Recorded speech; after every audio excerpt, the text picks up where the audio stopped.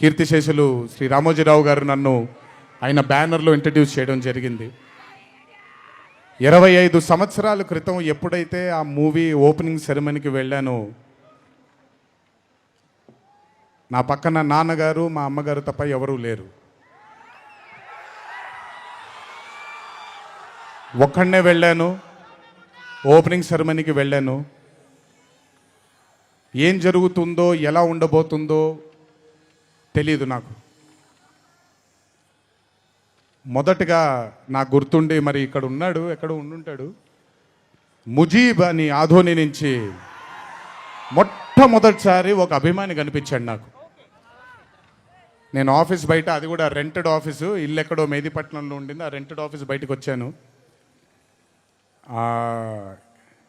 ఎవరండి మీరు అన్నాను. బాబు ఫ్యాన్ అన్నాడు. అర్థం కాలేదు. ఏంటి ఫ్యానా అన్నాను. అవును బాబు, మీరంటే పడి చచ్చిపోతానన్నాడు.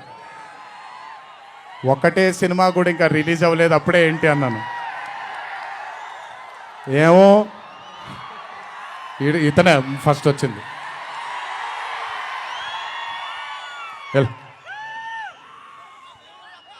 మీరంటే చచ్చిపోతానన్నాడు. చచ్చిపోవడం వద్దులే కానీ కాదు ఏంటిది అన్నాను. ఏమో బాబు ఇంకా మీ వెంటే ఉంటానన్నాడు. అక్కడ మొదలైన ఆ రోజు 25 సంవత్సరాలకి నాకు ఎనలేని సరిపోనంత ప్రేమ ఇచ్చే ఇంతమంది అభిమానులు దొరకడం నిజంగా ఇది పూర్వజన్మ సుకృతమే.